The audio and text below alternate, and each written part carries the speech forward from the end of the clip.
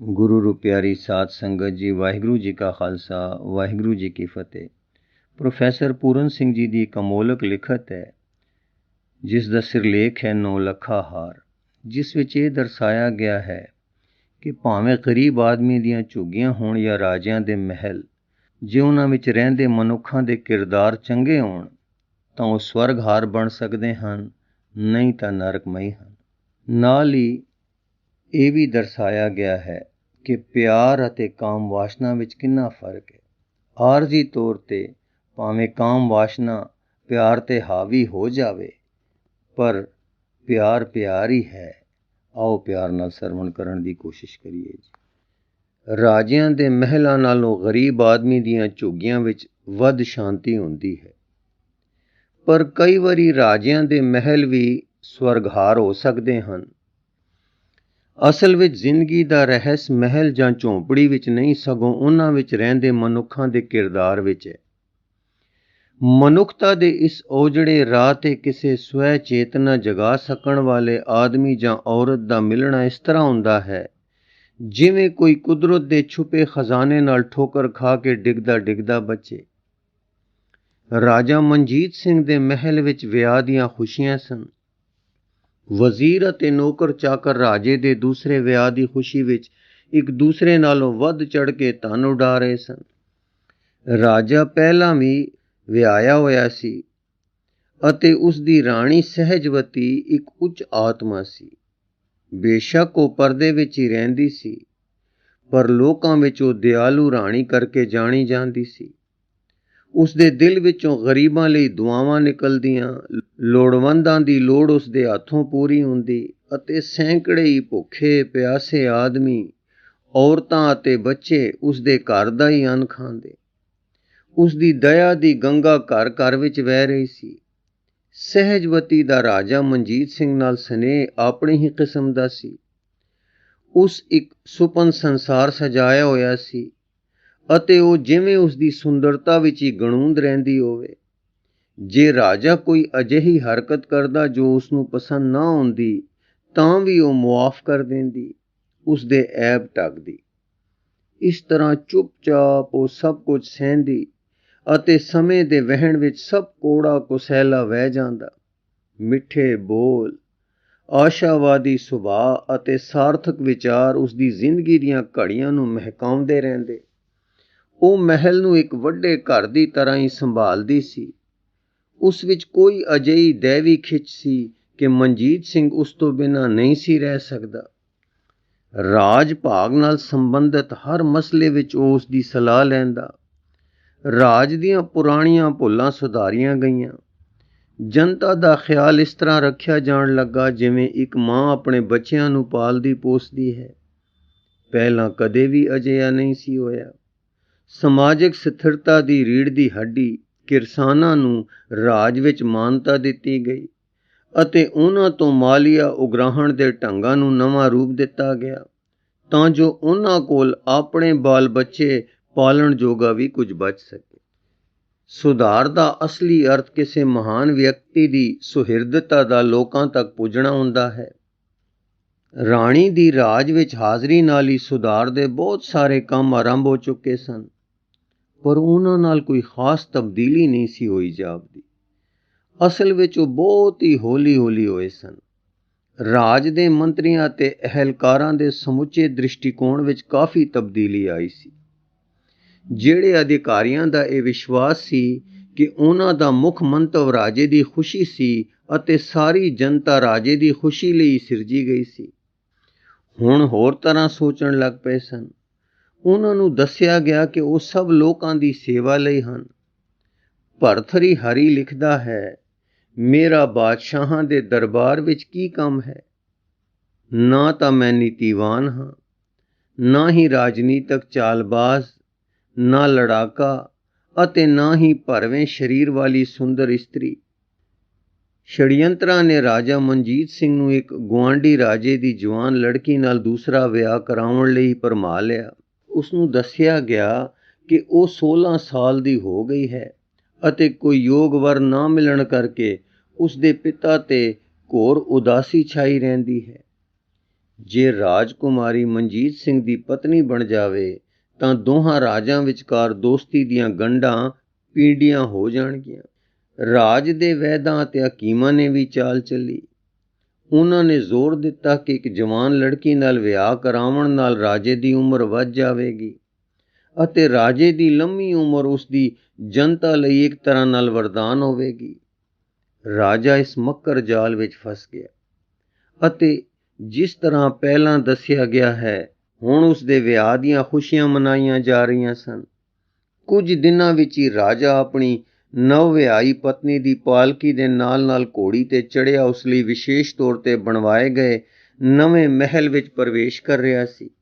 ਉਸ ਨੂੰ ਨਵੀਂ ਰਾਣੀ ਦਾ ਦਰਜਾ ਦਿੱਤਾ ਗਿਆ।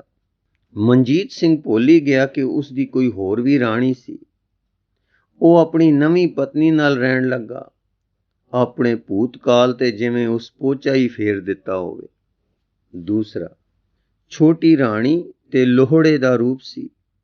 ਰਾਜਾ ਉਸ ਦੇ ਆਪਣੇ ਅਤੇ ਉਸ ਦੇ ਕੱਪੜਿਆਂ ਦੇ ਮਾਇਆ ਜਾਲ ਵਿੱਚੋਂ ਕਦੀ ਵੀ ਨਾ ਨਿਕਲ ਸਕਿਆ। ਰਾਜ ਦੇ ਕੰਮਕਾਰ ਦੀ ਕੋਈ ਪਰਵਾਹ ਨਹੀਂ ਸੀ। ਸਭ ਕੁਝ ਮੰਤਰੀਆਂ ਅਤੇ ਅਧਿਕਾਰੀਆਂ ਤੇ ਹੀ ਛੱਡ ਦਿੱਤਾ ਗਿਆ। ਉਹ ਮੁੜੇ ਸੋਚਣ ਲੱਗੇ ਕਿ ਰਿਆਸਤਾਂ ਰਾਜਿਆਂ ਦੀ ਨਿੱਜੀ ਅਯਾਸ਼ੀ ਲਈ ਹੁੰਦੀਆਂ ਹਨ। ਚੜ੍ਹਾਈ ਚੜ੍ਹਨਾ ਔਖਾ ਹੈ, ਪਰ ਉੱਪਰੋਂ ਹੇਠ ਆਉਣਾ ਸੌਖਾ ਹੈ। ਜੀਵਨ ਦੀਆਂ ਉੱਚੀਆਂ ਘਾਟੀਆਂ ਇੰਨੀਆਂ ਖਤਰਨਾਕ ਹਨ ਕਿ ਜ਼ਰਾ ਵੀ ਪੈਰ ਥਿੜਕਿਆ ਨਹੀਂ ਕਿ ਆਦਮੀ ਮੂੰਹ ਦੇ ਮੂੰਹ ਡਿੱਗਦਾ ਹੈ ਅਤੇ ਕਈ ਵਾਰੀ ਮੌਤ ਵੀ ਸਹੇੜ ਬਹਿੰਦਾ ਹੈ। ਮੂਲ ਮੁੱਦਾ ਇਹ ਕਿ ਸਭ ਕੁਝ ਪਹਿਲੀ ਬੇਢੰਗੀ ਚਾਲ ਹੀ ਚੱਲਣ ਲੱਗਾ ਅਤੇ ਗਰੀਬ ਕਿਰਸਾਨ ਦੰਭੀ ਸਿਆਸਤ ਦੀ ਚੱਕੀ ਵਿੱਚ ਪਿਸਣ ਲੱਗਾ। ਤੀਸਰਾ, ਰਾਜੇ ਦਾ ਤੇਜ ਪ੍ਰਤਾਪ ਘਟਣ ਲੱਗਾ ਅਤੇ ਉਹ ਨਵੀਂ ਰਾਣੀ ਲਈ ਇੱਕ ਸਧਾਰਨ ਪਤੀ ਬਣ ਕੇ ਰਹਿ ਗਿਆ। ਉਹ ਮਹਾਰਾਜਾ ਕਿੱਥੇ ਸੀ? ਉਹ ਤਾਂ ਇੱਕ ਸਧਾਰਨ ਆਦਮੀ ਸੀ ਅਤੇ ਉਹ ਇੱਕ ਸਧਾਰਨ ਔਰਤ। ਉਸ ਦੇ ਸਧਾਰਨ ਔਰਤ ਹੋਣ ਦੇ ਅਹਿਸਾਸ ਨੇ ਉਸ ਨੂੰ ਉਦਾਸ ਕਰ ਦਿੱਤਾ। ਉਸ ਦਾ ਸਭ ਤੋਂ ਵੱਡਾ ਫਿਕਰ ਮੁੜ ਅਸਧਾਰਨ ਹੋਣਾ ਸੀ। ਨਵੀਨਤਾ ਦਾ ਚਾਅ ਖਤਮ ਹੋ ਗਿਆ ਸੀ। ਉਹ ਹੁਣ ਸਜ ਸੰਵਰ ਕੇ ਰਹਿਣ ਦੀ ਲੋੜ ਮਹਿਸੂਸ ਕਰਨ ਲੱਗੀ ਤਾਂ ਜੋ ਰਾਜੇ ਨੂੰ ਆਪਣੇ ਕਾਬੂ ਵਿੱਚ ਰੱਖ ਸਕੇ। ਕਿਤੇ ਪਹਿਲੀ ਰਾਣੀ ਵਾਂਗ ਉਹ ਵੀ ਉਸ ਨੂੰ ਗਵਾ ਨਾ ਬੈਠੇ। ਸੋ ਦੂਸਰੀ ਰਾਣੀ ਰਸ਼ੀਲਾ ਨੇ ਆਪਣੇ ਆਪ ਨੂੰ ਸਜਾਉਣ ਲਈ ਨਵੇਂ ਹੀਰਿਆਂ ਦੀ ਸਿਰਤੋੜ ਭਾਲ ਆਰੰਭ ਦਿੱਤੀ। ਉਹ ਜਾਣ ਗਈ ਸੀ ਕਿ ਦੋਹਾਂ ਵਿੱਚ ਕੁਝ ਵਿੱਥ ਹੋ ਗਈ ਹੈ। ਉਹ ਇੱਕ ਦੂਸਰੇ ਨੂੰ ਜਾਣ ਜੋ ਗਏ ਸਨ। ਉਹ ਇਹ ਵਿੱਥ ਆਪਣੀ ਸੁੰਦਰਤਾ ਨੂੰ ਕਲਾਮਈ ਢੰਗ ਨਾਲ ਦਰਸਾ ਕੇ ਮਿਟਾਉਣਾ ਚਾਹੁੰਦੀ ਸੀ। ਨਵੇਂ ਕੱਪੜੇ, ਨਵੇਂ ਗਹਿਣੇ, ਨਵੇਂ ਫੈਸ਼ਨ, ਬੈਠਣ ਉੱਠਣ, ਗੱਲਬਾਤ ਕਰਨ ਅਤੇ ਹੱਸਣ ਤੇ ਮੁਸਕਰਾਉਣ ਦੇ ਨਵੇਂ-ਨਵੇਂ ਢੰਗ ਅਪਣਾਏ ਜਾਣ ਲੱਗੇ। ਨਵੀਆਂ ਕਲਾਵਾਂ ਨਾਲ ਸਿਰਜੀ ਅੱਤ ਦੀ ਵੰਨਗੀ ਨਾਲ ਰਾਜਾ ਦਿਨੋਂ ਦਿਨ ਰੀਝਣ ਲੱਗਾ ਅਤੇ ਰਸ਼ੀਲਾ ਰਾਜੇ ਨੂੰ ਆਪਣੀ ਸੁੰਦਰਤਾ ਦੇ ਨਵੇਂ ਜਾਲ ਵਿੱਚ ਫਸਾਉਣ ਲੱਗੀ। ਗਹਿਣਿਆਂ ਲਈ ਭਾਲ ਅਮੁੱਕ ਸੀ। ਰਾਜ ਦਾ ਨਵਾਂ ਤੇ ਪੁਰਾਣਾ ਖਜ਼ਾਨਾ ਉਜਾੜਿਆ ਜਾਣ ਲੱਗਾ। ਕੁਝ ਗੋਲੀਆਂ ਨੇ ਦੱਸਿਆ ਕਿ ਰਾਣੀ ਸਹਿਜਵਤੀ ਕੋਲ ਇੱਕ 9 ਲੱਖਾ ਹਾਰ ਹੈ ਜੋ ਉਸ ਦੇ ਪਿਤਾ ਨੇ ਦਾਜ ਵਿੱਚ ਦਿੱਤਾ ਸੀ। ਇਹ ਵੀ ਕਿਹਾ ਜਾਂਦਾ ਸੀ ਕਿ ਜੋ ਉਸ ਨੂੰ ਪਹਿਨਦਾ ਹੈ ਉਹ ਆਪਣੀ ਉਮਰ ਤੋਂ 10 ਸਾਲ ਛੋਟੀ ਉਮਰ ਦਾ ਜਾਪਦਾ ਹੈ। 9 ਲੱਖੇ ਹਾਰ ਵਿੱਚ ਕੋਈ ਅਜਿਹਾ ਜਾਦੂ ਦਸੀਦਾ ਸੀ।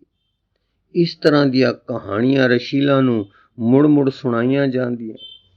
ਉਸ ਦੀ ਉਹ ਹਾਰ ਪ੍ਰਾਪਤ ਕਰਨ ਦੀ ਲਾਲਸਾ ਇੰਨੀ ਵੱਧ ਗਈ ਕਿ ਉਸ ਦੇ ਹੱਥ ਪੈਰ ਮੁੜ-ਮੁੜ ਜਾਂਦੇ। ਉਹ ਰਾਜੇ ਨੂੰ ਕਹਿਣ ਦਾ ਹਿਆ ਵੀ ਨਹੀਂ ਸੀ ਕਰਦੀ। ਉਹ ਡਰਦੀ ਸੀ ਕਿ ਰਾਜਾ ਆਪਣੇ ਭੁੱਲੇ ਪਿਆਰ ਨੂੰ ਮੁੜ ਨਾ ਯਾਦ ਕਰ ਲਵੇ। ਉਹ ਰਿਆਸਤ ਦੇ ਕਿਸੇ ਵਜ਼ੀਰ ਨੂੰ ਵੀ ਵਿਸ਼ਵਾਸ ਵਿੱਚ ਨਹੀਂ ਸੀ ਲੈਣਾ ਚਾਹੁੰਦੀ। ਉਹ ਨਹੀਂ ਸੀ ਚਾਹੁੰਦੀ ਕਿ ਉਸ ਦੀ ਢਲਦੀ ਸੁੰਦਰਤਾ ਦਾ ਪਰਦਾ ਫਾਸ਼ ਹੋਵੇ। ਉਸ ਦੀਆਂ ਗੋਲੀਆਂ ਬਾਂਦੀਆਂ ਇਕੱਠੀਆਂ ਹੋ ਕੇ ਸਲਾਹ ਕਰਦੀਆਂ ਅਤੇ ਲਗਾਤਾਰ ਹੋਰ ਗਹਿਣੇ ਪ੍ਰਾਪਤ ਕਰਨ ਲਈ ਮਸ਼ਵਰਾ ਦਿੰਦੀਆਂ ਰਹਿੰਦੀਆਂ।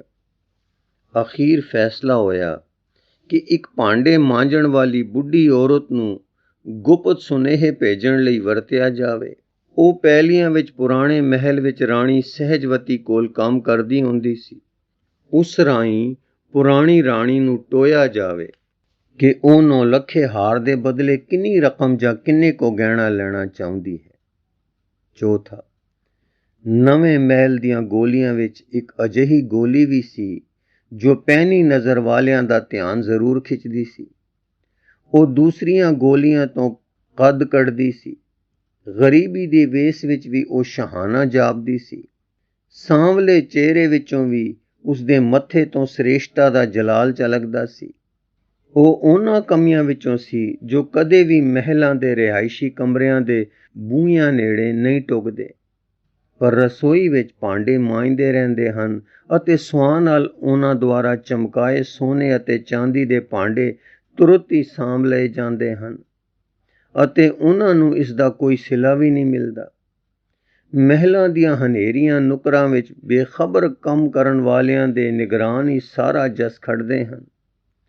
ਕਾਲਖ ਨਾਲ ਲੱਥ-ਪੱਥ ਗੋਲੀਆਂ ਵਿੱਚ ਇੱਕ ਕਮਾਲ ਦੀ ਸੋਹਣੀ ਔਰਤ ਵੀ ਸੀ, ਜੋ ਦਿਨ ਰਾਤ ਅਣਗੌਲੀ ਹੀ ਹੱਡ ਭੰਨਵੀਂ ਮਿਹਨਤ ਕਰਦੀ ਰਹਿੰਦੀ ਸੀ।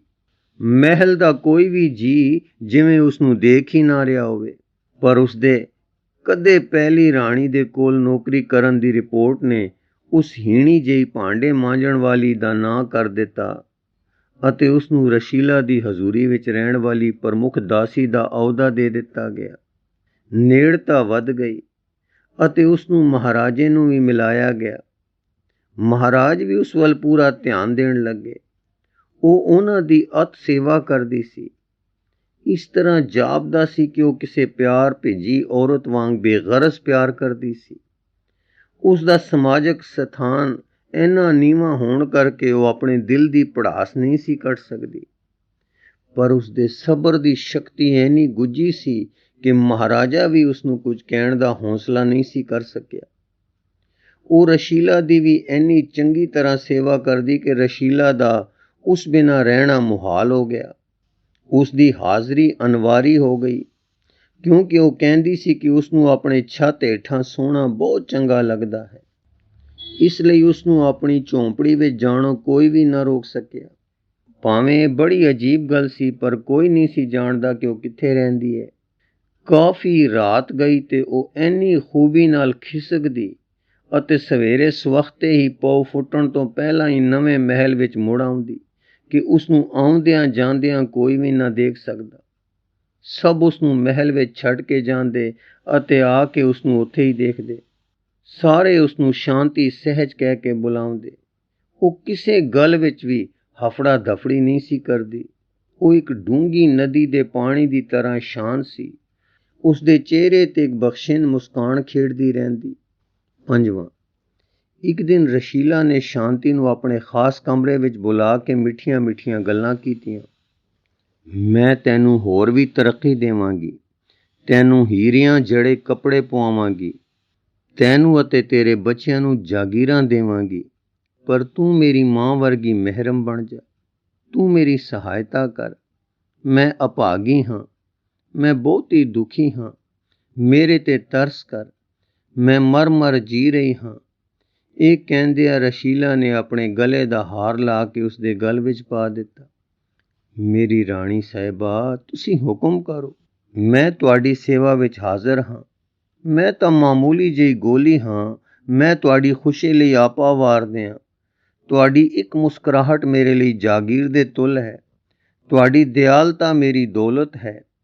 ਤੁਹਾਨੂੰ ਇਹ ਹਾਰ ਦੇਣ ਦੀ ਲੋੜ ਨਹੀਂ। ਇਹ ਮੇਰੇ ਵਰਗੀ ਗਰੀਬ ਗੋਲੀ ਨੂੰ ਨਹੀਂ ਸੌਂਪਦਾ। ਇਹ ਆਪ ਦੀ ਹੰਸਣੀ ਵਰਗੀ ਗਰਦਨ ਤੇ ਹੀ ਫੱਬਦਾ ਹੈ। ਇਹ ਪਾ ਲਵੋ। ਜੇ ਮੈਨੂੰ ਮਾਂ ਕਿਹਾ ਏ ਤਾਂ ਮੈਂ ਤੁਹਾਨੂੰ ਆਪਣੀ ਬੇਟੀ ਕਹਿੰਦੀ ਹਾਂ। ਇਹ ਵਾਪਸ ਲੈ ਲਓ। ਇਹ ਜਿੱਥੋਂ ਲਾਇਆ ਹੈ ਉੱਥੇ ਹੀ ਰੱਖੋ। ਇਸ ਦੀ ਆਪਣੀ ਵਿਸ਼ੇਸ਼ ਥਾਂ ਹੈ। ਇਹ ਕਿਤੇ ਹੋਰ ਥਾਂ ਉਸੇ ਸ਼ਾਨ ਨਾਲ ਨਹੀਂ ਰੱਖਿਆ ਜਾ ਸਕਦਾ। ਇਹ ਕਹਿੰਦਿਆਂ ਸ਼ਾਂਤੀ ਨੇ ਹਾਰ ਰਾਣੀ ਦੇ ਗਲ ਵਿੱਚ ਪਾ ਦਿੱਤਾ ਤੇ ਫਿਰ ਕਹਿਣ ਲੱਗੀ, ਮੇਰੀ ਰਾਣੀ, ਅੱਜ ਤੁਸੀਂ ਮੈਨੂੰ ਆਪਣੇ ਵਿਸ਼ਵਾਸ ਵਿੱਚ ਲਿਆ ਹੈ। ਤੁਹਾਡਾ ਕੀ ਹੁਕਮ ਹੈ? ਮੈਂ ਉਹ ਪੂਰੀ ਵਫਾਦਾਰੀ ਅਤੇ ਪੂਰੇ ਭੇਦ ਨਾਲ ਪੁਗਾਵਾਂਗੀ। ਸ਼ਾਂਤੀ, ਮਾਂ, ਮੈਨੂੰ ਰਾਣੀ ਸਹਿਜਵਤੀ ਦਾ 9 ਲੱਖਾ ਹਾਰ ਚਾਹੀਦਾ ਏ। ਉਹ ਉਸ ਵੱਟੇ ਮੇਰੇ ਸਾਰੇ ਗਹਿਣੇ ਲੈ ਲਵੇ, ਪਰ ਮੈਨੂੰ 9 ਲੱਖਾ ਹਾਰ ਦੇ ਦੇਵੇ। ਮੈਨੂੰ ਇਸ ਤੋਂ ਬਿਨਾਂ ਹਰ ਰੋਜ਼ ਤਰਾਟਾਂ ਉੱਠਦੀਆਂ ਨੇ। ਉਹਨਾਂ ਦਾ ਇਲਾਜ ਉਸ ਹਾਰ ਦੀ ਛੋਹ ਹੈ। ਰਸ਼ੀਲਾ ਨੇ ਕਿਹਾ, ਮੈਂ ਰਾਣੀ ਸਹਿਜਵਤੀ ਨੂੰ ਜਾਣਦੀ ਹਾਂ। ਮੈਂ ਕੁਝ ਦਿਨ ਉਸ ਕੋਲ ਜਾ ਰਹਾਂਗੀ ਅਤੇ ਜੋ ਵੀ ਉੱਤਰ ਹੋਇਆ ਆਪ ਨੂੰ ਆ ਦੇਵਾਂਗੀ। ਸ਼ਾਂਤੀ ਨੇ ਕਿਹਾ, ਪਰ ਮਹਾਰਾਜ ਤੈਨੂੰ ਯਾਦ ਕਰਨਗੇ। ਜੇ ਤੂੰ ਮੇਰੇ ਕੋਲ ਨਾ ਹੋਵੇਂ ਤਾਂ ਉਹਨਾਂ ਨੂੰ ਨੀਂਦ ਨਹੀਂ ਆਉਂਦੀ। ਉਹਨਾਂ ਨੂੰ ਤੇਰੀ ਹਾਜ਼ਰੀ ਵਿੱਚ ਸਕੂਨ ਮਿਲਦਾ ਹੈ। ਸੋ ਮੈਂ ਚਾਹੁੰਦੀ ਹਾਂ ਕਿ ਹਰ ਰਾਤ ਉਸ ਸਮੇਂ ਤੂੰ ਮੇਰੇ ਕੋਲ ਰਿਹਾ ਕਰੀਂ ਅਤੇ ਦਿਨ ਅਤੇ ਰਾਤ ਦੇ ਬਾਕੀ ਘੰਟੇ ਸਹਿਜਵਤੀ ਕੋਲ ਰਹੀਂ। ਰਸ਼ੀਲਾ ਨੇ ਕਿਹਾ, ਹਾਂ ਮੈਂ ਸਮਝ ਗਈ, ਮੈਂ ਚਲਦੀ ਹਾਂ। ਇਹ ਕਹਿ ਕੇ ਸ਼ਾਂਤੀ ਨਵੇਂ ਮਹਿਲੋਂ ਬਾਹਰ ਆ ਗਈ। 6ਵਾਂ, ਮੇਰੀ ਰਾਣੀ ਸਹਿਜਵਤੀ ਬਹੁਤ ਉਦਾਸ ਹੈ ਅਤੇ ਦੁੱਖ ਵਿੱਚ ਡੁੱਬੀ ਪਈ ਹੈ। ਪਿਛਲੇ 10 ਸਾਲਾਂ ਵਿੱਚ ਮਹਾਰਾਜ ਇੱਕ ਵਾਰੀ ਵੀ ਉਸ ਦੇ ਮਹਿਲ ਵਿੱਚ ਨਹੀਂ ਗਏ। ਆਖਿਰਕਾਰ ਉਹ ਇੱਕ ਵਿਲੱਖਣ ਪਤਨੀ ਹੈ। ਉਹ ਇੱਕ ਸਾਊ ਔਰਤ ਹੈ। ਉਹ ਵਿੱਚੇ ਵਿੱਚ ਘੁੱਟਦੀ ਰਹੀ ਹੈ। ਇਸ ਘੁੱਟਣ ਦਾ ਅਸਰ ਉਸ ਤੇ ਪ੍ਰਤੱਖ ਹੈ। ਉਹ ਹੇਰਵੇਂ ਨਾਲ ਮਰ ਰਹੀ ਹੈ। ਉਸ ਦੀ ਹਾਲਤ ਤਰਸਯੋਗ ਹੈ। ਜੇ ਤੂੰ ਆਪ ਦੇਖੇ ਤਾਂ ਫੁੱਟ-ਫੁੱਟ ਰੋਵੇਂ। ਉਸ ਦੀ ਇਕੱਲਤਾ ਉਸ ਲਈ ਮਾਰੂ ਸਾਬਤ ਹੋ ਰਹੀ ਹੈ। ਸ਼ਾਂਤੀ ਨੇ ਕਿਹਾ। ਰਸ਼ੀਲਾ ਨੇ ਵਿੱਚੋਂ ਹੀ ਟੋਕਿਆ, ਦੇਖ, ਇਸ ਬਾਰੇ ਬਹੁਤੀ ਗੱਲ ਕਰਨ ਦੀ ਲੋੜ ਨਹੀਂ। ਇਹ ਕਿਸਮਤ ਦੀ ਖੇਡ ਹੈ। ਰਾਜਾ ਮੇਰੀ ਕਿਸਮਤ ਵਿੱਚ ਹੈ। ਉਸ ਦੀ ਕਿਸਮਤ ਵਿੱਚ ਹਾਰਨਾ ਹੈ। ਰਾਜਾ ਅਜਿਹਾ ਹੀਰਾ ਨਹੀਂ ਜਿਸ ਨੂੰ ਉਸ ਵਰਗੀਆਂ ਬਦਕਿਸਮਤ ਔਰਤਾਂ ਪਹਿਨ ਸਕਣ। ਮੇਰੀ ਪਿਆਰੀ, ਇਹ ਕਰਮਾਂ ਦੀ ਖੇਡ ਹੈ। ਇਸ ਲਈ ਕਿਸੇ ਨੂੰ ਦੋਸ਼ ਨਹੀਂ ਦਿੱਤਾ ਜਾ ਸਕਦਾ। ਅਸੀਂ ਆਪਣੀ ਕਿਸਮਤ ਆਪ ਨਹੀਂ ਕੱਢਦੇ। ਮੇਰੇ ਪਿਛਲੇ ਕਰਮ ਚੰਗੇ ਨੇ, ਉਹ ਮੇਰਾ ਹੈ। ਉਸ ਦੇ ਮਾੜੇ ਨੇ, ਉਹ ਉਸ ਦਾ ਨਹੀਂ। ਇਸ ਲਈ ਕਿਸੇ ਬਾਰੇ ਕੁਝ ਕਹਿਣਾ ਨਹੀਂ ਬਣਦਾ। ਪਰ ਮੈਂ ਛੇਤੀ ਜਾਣਨਾ ਚਾਹੁੰਦੀ ਹਾਂ ਕਿ ਤੂੰ ਨੌਲੱਖੇ ਹਾਰ ਦੇ ਵਟਾਂਦਰੇ ਬਾਰੇ ਕੁਝ ਕਰ ਸਕੀ। ਮੇਰੀ ਚੰਗੀ ਰਾਣੀ ਸੁਣ, ਸ਼ਾਂਤੀ ਨੇ ਕਿਹਾ। ਇਸ ਵਿਸ਼ੇ ਤੇ ਗੱਲ ਕਰਨ ਲਈ ਪੂਰੀ ਤਰ੍ਹਾਂ ਮੇਲ-ਗੇਲ ਕਰਨ ਵਿੱਚ ਹੀ ਕਈ ਦਿਨ ਲੱਗ ਗਏ। ਅਜੇ ਕੱਲ੍ਹ ਹੀ ਤਾਂ ਮੈਂ ਗੱਲ ਕੀਤੀ। ਹੁਣ ਸੁਣ ਉਸ ਕੀ ਕਿਹਾ। ਆਹ, ਮੈਂ ਹੁਣ ਹੀਰੇ ਕੀ ਕਰਨੇ ਨੇ? ਮੈਂ ਹਾਰ ਕਿਸ ਲਈ ਪਾਉਣੇ ਨੇ? ਜਿਸ ਨੂੰ ਮੈਂ ਤਨੋਂ ਮਨੋਂ ਪਿਆਰ ਕਰਦੀ ਸੀ, ਉਹ ਤਾਂ ਮੇਰੇ ਤੋਂ ਮੂੰਹ ਮੋੜ ਗਿਆ ਏ। ਮੇਰਾ ਦਿਲ ਮੇਰੇ ਹੱਥਾਂ ਵਿੱਚੋਂ ਨਿਕਲ ਗਿਆ ਏ, ਜਿਵੇਂ ਇਹ ਸਦਾ ਲਈ ਚਕਨਾਚੂਰ ਹੋ ਗਿਆ ਹੋਵੇ। ਜਿੱਥੇ ਕਦੀ ਹੀਰੇ ਲਿਸ਼ਕਦੇ ਸਨ, ਹੁਣ ਮੇਰੇ ਵਾਲ ਮਿੱਟੀ ਨਾਲ ਅੱਟੇ ਪਏ ਨੇ। ਨੌਲੱਖਾ ਹਾਰ ਮੇਰੇ ਲਈ ਕੁਝ ਵੀ ਨਹੀਂ। ਲੈ ਜਾ, ਇਹ ਨਵੀਂ ਰਾਣੀ ਰਸ਼ੀਲਾ ਲਈ ਲੈ ਜਾ। ਇਹ ਉਸ ਨੂੰ ਹੀ ਸਜਦਾ ਏ ਜਿਸ ਨੂੰ ਮਹਾਰਾਜ ਪਿਆਰ ਕਰਦੇ ਨੇ। ਸ਼ਾਂਤੀ ਨੂੰ ਰਸ਼ੀਲਾ ਨੇ ਫਿਰ ਟੋਕ ਦਿੱਤਾ। ਇਸ ਦਾ ਮਤਲਬ ਹੈ ਉਹ ਮੈਨੂੰ ਦੇ ਦੇਵੇਗੀ? ਕਿੰਨੀ ਚੰਗੀ ਏ ਉਹ। ਕਦੋਂ ਲਿਆਏਂਗੀ ਤੂੰ ਹਾਰ? ਉਹ ਬਦਲੇ ਵਿੱਚ ਕੁਝ ਨਹੀਂ ਮੰਗਦੀ, ਨਾ ਹੀਰੇ ਨਾ ਪੈਸੇ। ਉਫ, ਮੈਂ ਸੋਚ ਵੀ ਨਹੀਂ ਸੀ ਸਕਦੀ। ਇਸ ਧਰਤੀ ਤੇ ਅਜਿਹੀਆਂ ਔਰਤਾਂ ਵੀ ਨੇ ਅਤੇ ਉਹ ਬਿਲਕੁਲ ਸਾਡੇ ਵਾਂਗ ਹੀ ਸਾਹ ਲੈਂਦੀਆਂ ਨੇ। ਰਸ਼ੀਲਾ ਨੇ ਕਿਹਾ। ਆਹ, ਕਿੰਨਾ ਅਸੰਭਵ ਏ। ਸ਼ਾਂਤੀ ਨੇ ਗੱਲ ਤੋਰੀ। ਉਹ ਕਹਿੰਦੀ ਏ ਉਸ ਨੂੰ ਗਹਿਣੇ ਨਹੀਂ ਚਾਹੀਦੇ ਕਿਉਂਕਿ ਉਹ ਹੇਰਵੇਂ ਨਾਲ ਮਰ ਰਹੀ ਏ। ਉਹ ਇੱਕ ਪਤਨੀ ਹੋਣ ਦੇ ਨਾਤੇ ਚਾਹੁੰਦੀ ਏ ਕਿ ਤੁਸੀਂ ਮਹਾਰਾਜ ਨੂੰ ਕਹੋ ਕਿ ਉਹ ਇੱਕ ਦਿਨ ਤੇ ਇੱਕ ਰਾਤ ਲਈ ਉਸ ਦੇ ਮਹਿਲ ਵਿੱਚ ਤਸ਼ਰੀਫ ਲਿਆਵਣ। ਉਹ ਮੈਨੂੰ ਕਹਿਣ ਲੱਗੀ ਉਹ ਉਸੇ ਦਾ ਹੀ ਹੈ, ਪਰ ਉਹ ਰਾਜੇ ਨੂੰ ਮੇਰੇ ਮਹਿਲ ਵਿੱਚ ਜ਼ਰੂਰ ਭੇਜ ਸਕਦੀ ਹੈ। ਰਾਜੇ ਦੀ ਇੱਕ ਫੇਰੀ ਤੇ ਹੀ ਨੌਲੱਖਾ ਹਾਰ ਉਸਦਾ ਹੋ ਜਾਵੇਗਾ। ਜਿਵੇਂ ਹੀ ਮਹਾਰਾਜ ਮਹਿਲ ਵਿੱਚ ਪੈਰ ਧਰਨਗੇ, ਨੌਲੱਖਾ ਉਸ ਦੇ ਮਹਿਲ ਵਿੱਚ ਪੁੱਜ ਜਾਵੇਗਾ। ਉਹ ਰਸ਼ੀਲਾ ਦੇ ਗਲੇ ਦਾ ਹਾਰ ਬਣ ਜਾਵੇਗਾ। ਆਹ, ਕਿੰਨੀ ਸੌਖੀ ਗੱਲ ਏ। ਇੱਕ ਮਰਨ ਕੰਢੇ ਪਈ ਔਰਤ ਮਹਾਰਾਜ ਨੂੰ ਕਿੰਨਾ ਕੁ ਚਿਰ ਰੱਖ ਲਵੇਗੀ? ਮਹਾਰਾਜ ਵੀ ਰਸ਼ੀਲਾ ਦੇ ਰੂਪ ਨੂੰ ਕਿਵੇਂ ਭੁੱਲ ਜਾਣਗੇ? ਮੈਂ ਅੱਜ ਹੀ ਪ੍ਰਬੰਧ ਕਰਾਂਗੀ। ਇਹ ਬਹੁਤ ਆਸਾਨ ਹੈ। ਸੋ ਨੌਲੱਖਾ ਮੇਰਾ ਹੋ ਗਿਆ। ਸ਼ਾਂਤੀ, ਤੂੰ ਲਿਆਵੇਂਗੀ ਤੂੰ, ਰਸ਼ੀਲਾ ਨੇ ਕਿਹਾ। ਉਸੇ ਰਾਤ ਹੀ ਨੌਲੱਖਾ ਹਾਰ ਮੇਰੀ ਰਾਣੀ ਕੋਲ ਪੁੱਜ ਜਾਵੇਗਾ। ਸਹਿਜਵਤੀ ਕਹਿੰਦੀ ਸੀ ਕਿ ਉਹ ਆਪਣੇ ਵਿਸ਼ਵਾਸੀ ਗੋਲੀ ਰਾਹੀਂ ਆਪ ਭੇਜੇਗੀ। ਸ਼ਾਂਤੀ ਨੇ ਗੱਲ ਜਾਰੀ ਰੱਖੀ। ਗੁਰੂ ਰੂ ਪਿਆਰੀ ਸਾਧ ਸੰਗਤ ਜੀ, ਇਸ ਲਿਖਤ ਦਾ ਅਗਲਾ ਹਿੱਸਾ ਆਪ ਜੀ ਨੂੰ ਅੱਗੇ ਪੜ੍ਹ ਕੇ ਸਰਵਣ ਕਰਾਉਣ ਦੀ ਕੋਸ਼ਿਸ਼ ਕਰਾਂਗੇ ਜੀ। ਵਾਹਿਗੁਰੂ ਜੀ ਕਾ ਖਾਲਸਾ, ਵਾਹਿਗੁਰੂ ਜੀ ਕੀ ਫਤਿਹ।